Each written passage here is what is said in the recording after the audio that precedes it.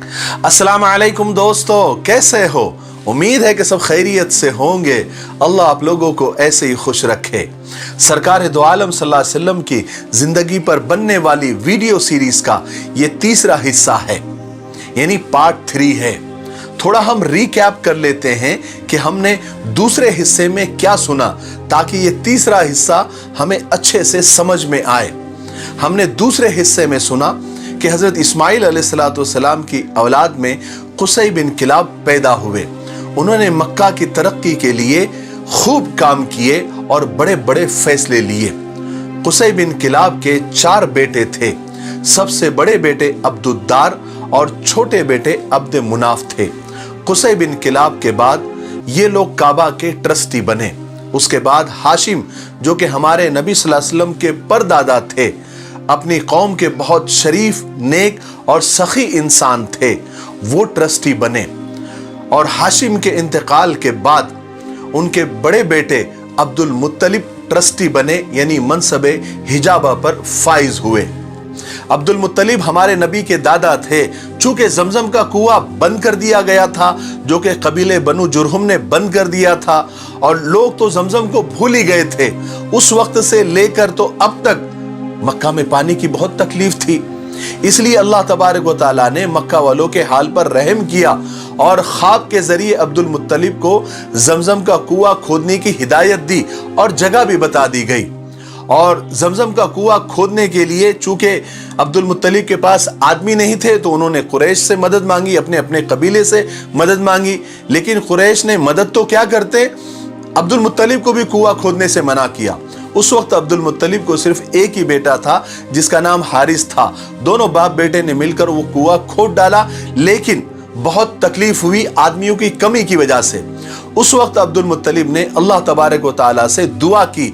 दुआ क्या की? मन्नत मांगी और कसम खाई कि ए अल्लाह, मुझे 10 बेटे दे दे, ताकि वो मेरे काम में हाथ बटा सके और मुझे दूसरों का मोहताज न बनना पड़े। अगर ए अल्लाह तूने मुझे 10 बेटे दे दिए, तो एक बेटा अल्लाह के नाम पर, यानी तेरे नाम पर मैं कुर्बान कर दूंगा, जुबा कर दूंगा। और अल्लाह तबारक व तआला ने उनकी दुआ भी कबूल कर ली और उनको 10 बेटे अता कर दिए। जब वो जवान हुए तो अब्दुल मुत्तलिब को अपनी कसम पूरी करने का इरादा हुआ, तो उन्होंने उस वक्त के हिसाब से कुरा अंदाजी की, जो भी उसकी तरतीब हो सकती थी। हम उसको समझने के लिए चिट्ठियां बोलते हैं। जब वो चिट्ठियां डाली उन्होंने 10 बेटों की, तो नाम निकला सबसे छोटे बेटे जनाबे अब्दुल्ला का।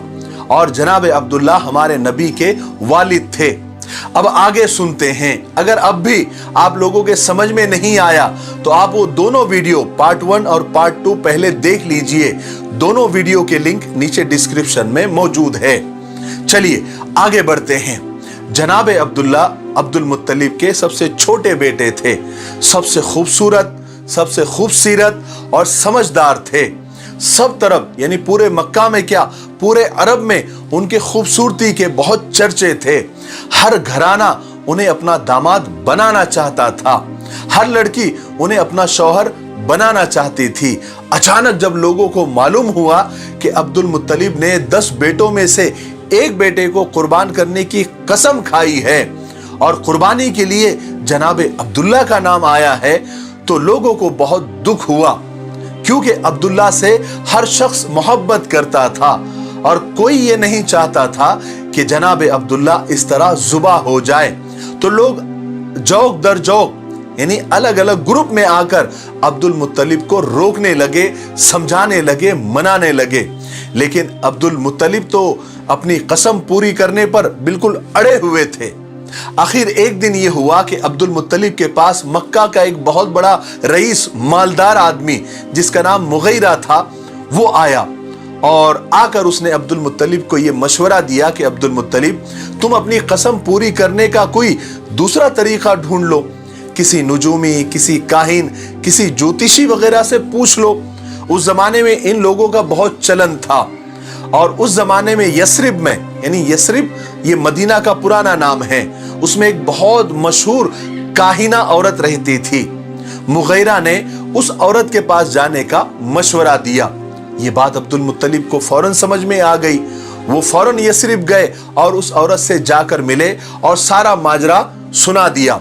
उस काहिना औरत ने सारी बातें सुनकर अब्दुल मुत्तलिब से कहा कि तुम्हारे यहां पर दियत यानी जान की कीमत का रिवाज कितना है? तो अब्दुल मुत्तलिब ने कहा कि 10 ऊंट दिए जाते हैं। तो काहिना ने यह रास्ता बताया कि तुम एक काम करो, तुम 2 चिट्ठियां डालो, एक में 10 ऊंट लिखो और दूसरी चिट्ठी में अब्दुल्ला का नाम लिखो और चिट्ठियां डालते जाओ।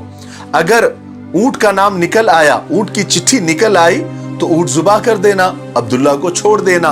अगर अब्दुल्ला का नाम निकल आया तो दोबारा चिट्ठियां डालना। उस वक्त तक चिट्ठियां डालते रहना जब तक ऊंटों का नाम ना आ जाए। अब्दुल मुत्तलिब की ये बात समझ में आ गई और चूंकि ये बात किसी काहिना ने और बहुत मशहूर काहिना औरत ने इसको कहा था जिसको सारा मक्का और पूरा यस्रिब मानता था, चुनांचे अब्दुल मुत्तलिब ने मक्का आकर कुरा डाला यानी चिट्ठियां डाली तो 10 बार जनाबे अब्दुल्ला का ही नाम निकला। 11वीं बार कहीं जाकर ऊंटों की चिट्ठी निकली, तब कहीं जाकर लोगों ने इत्मीनान की और सुकून की सांस ली और एक दूसरे को मुबारकबादी देने लगे। इस तरह अब्दुल मुत्तलिब ने 100 ऊंटों की कुर्बानी देकर जनाबे अब्दुल्ला की जान भी बचा ली और अपनी कसम भी पूरी कर ली। जनाबे अब्दुल्ला की खूबसूरती और जहानत की वजह से कुरैश का हर घराना उन्हें अपना दामाद बनाना चाहता था, मगर अल्लाह ने जनाबे अब्दुल्ला के लिए एक दुल्हन पहले ही पसंद कर चुका था, मुंतखब कर चुका था, जो सारे मक्का में क्या, सारे अरब में क्या, सारी दुनिया में अपने हुस्न और शराफत की मिसाल आप थी। इसलिए कि उस जोड़े के जरिए अल्लाह तबारक व तआला को एक ऐसी मुकद्दस हस्ती को जन्म देना था। वो जोड़ी एक ऐसी मुकद्दस हस्ती जन्म देने वाली थी जिनके सदक़े में ये दुनिया बनी, ये आलम बना, ये जहान बना। अब्दुल मुत्तलिब ने अभी तक जनाबे अब्दुल्ला का कहीं रिश्ता मंजूर नहीं किया था, लेकिन उसी जमाने में ये एक वाकया मिलता है कि अब्दुल मुत्तलिब का यमन सफर हुआ, यानी यमन का सफर पेश आया। तो अब्दुल मुत्तलिब यमन गए और वहां पर जाने के बाद वो एक यहूदियों के बहुत बड़े आलिम के पास ठहरे। एक दिन वो यहूदी आलिम अब्दुल मुत्तलिब को बड़ा गौर से देखने लगा, फिर अचानक बोलने लगा कि ए इब्ने हाशिम, अगर आप इजाजत दें तो मैं आपके बदन का कुछ हिस्सा देखना चाहता हूं। अब्दुल मुत्तलिब को बड़ा ताज्जुब हुआ, मगर उन्होंने इजाजत दे दी क्योंकि वो यहूदियों का बड़ा आलिम था। अब उस यहूदी आलिम ने अब्दुल मुत्तलिब का बदन टटोलना शुरू किया, यानी देखना शुरू किया। देखते देखते उसकी नजर अब्दुल मुत्तलिब की नाक पर पड़ी और उसने जल्दी से अब्दुल मुत्तलिब के नथने देखे और पुकार उठा कि मुबारक हो तुम्हें ए इब्ने हाशिम, मुझे एक तरफ से नबूवत का पता चलता है और दूसरी तरफ से सल्तनत और बादशाहत का पता चलता है। फिर उस यहूदी आलिम ने कहा कि ए अब्दुल मुत्तलिब, अपने बेटे का रिश्ता बनु ज़ोहरा के खानदान में ही करना, क्योंकि इसी खानदान में नबूवत के मुझे आसार दिखते हैं। अब्दुल मुत्तलिब ने बात को गौर से सुना और मक्का आ गए। सफर खत्म हुआ। उस वक्त हर घराना जनाबे अब्दुल्ला को हासिल करना चाहता था और कोशिशें भी कर रहा था, रिश्ते भी भेज रहा था, मगर अब्दुल मुत्तलिब रिश्ता कबूल करने से पहले अब्दुल मुत्तलिब ने तहकीक की कि बनु ज़ोहरा में कोई लड़की है या नहीं। फिर उन्हें पता चला कि बनु ज़ोहरा में एक लड़की आमिना है जो शादी के लायक है और जो वहब की बेटी है। उन्होंने फौरन जनाबे अब्दुल्ला के लिए रिश्ता भेजा। हजरत आमिना के माँ बाप खुद ही जनाबे अब्दुल्ला को बहुत यानी हर तरह से पसंद करते थे। पैगाम मिलते ही उन्होंने फौरन रिश्ता मंजूर कर लिया।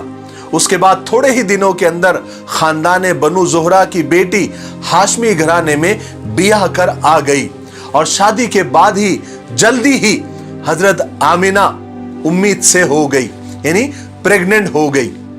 फिर हुआ यह कि हजरत आमिना के हामिला और प्रेग्नेंट होने के बाद एक वाकया पेश आया। वाकया क्या था? एक दर्दनाक हादसा था। उस जमाने में एक तिजारती काफिला यानी एक बिजनेस टूर मक्का से शाम जाने वाला था, जिसके साथ जनाबे अब्दुल्ला का भी जाना बिल्कुल तय था। चुनांचे नई नवीली दुल्हन से रुखसत लेकर जनाबे अब्दुल्ला काफिले के साथ मुल्क शाम रुखसत हो गए। शाम पहुंचकर काफिले ने जो भी उनको लेन देन करना था, खरीदो फरोख्त करनी थी, सामान लेना बेचना वगैरह सब पूरा अपना वो निपट कर वो काफिला मक्का के लिए वापस रवाना हुआ। लेकिन अल्लाह को ये मंजूर नहीं था कि जनाब अब्दुल्ला दोबारा घर लौटे, अब्दुल मुत्तलिब अपने बेटे को दोबारा देखे और जनाब अब्दुल्ला अपनी नई नवीली दुल्हन से फिर मिले। जब ये काफिला यसरब पहुंचा तो अचानक जनाब अब्दुल्ला की तबीयत खराब हो गई और कुछ ही दिन के बाद उनका इंतकाल हो गया। उन्हें यसरिब के करीब ही एक मकाम इबवा पर या अबवा पर दफन कर दिया गया। जब ये खबर मक्का पहुंची कि जनाब अब्दुल्ला का इंतकाल हो गया है तो मक्का में कोहराम समझ गया। हर छोटा बड़ा अपना पराया, हर कोई गमजदा था, हर कोई रो रहा था, क्योंकि सब जनाब अब्दुल्ला को बहुत चाहते थे और उनकी अभी अभी शादी भी हुई थी और उनके घर बच्चा पैदा होने वाला था। मगर जिस खुदा ने इस घर को, इस घराने को ये गम दिया था, उसी घराने को खुदा एक बहुत बड़ी नेमत से नवाजने वाला था, जिसकी खुशियां हर गम पर भारी होने वाली थी। चुनांचे वक्त गुजरता गया, हजरत आमिना के यहाँ पैदाइश के दिन करीब आते गए। फिर वो मुबारक दिन आ ही गया, 12 रबीउल अव्वल पीर का दिन, अंग्रेजी तारीख 20 अप्रैल 571 की सुबह के वक्त दुनिया व आखिरत की बरकतें और रहमतें लेकर एक सरापा नूर बच्चा दुनिया में तशरीफ ले आया और यही बच्चा पैगंबर आखिरुज़्ज़मा रहमत आलम हजरत मोहम्मद सल्लल्लाहु अलैहि वसल्लम थे। सब दरूद शरीफ पढ़ ले और जब भी सरकार दो आलम सल्लल्लाहु अलैहि वसल्लम का नाम आए तो जरूर दरूद शरीफ पढ़े, इसका एहतमाम करे। बड़ा बदनसीब है वो इंसान कि जिसके सामने सरकार दो आलम का नाम आए और वो दरूद शरीफ न पढ़े।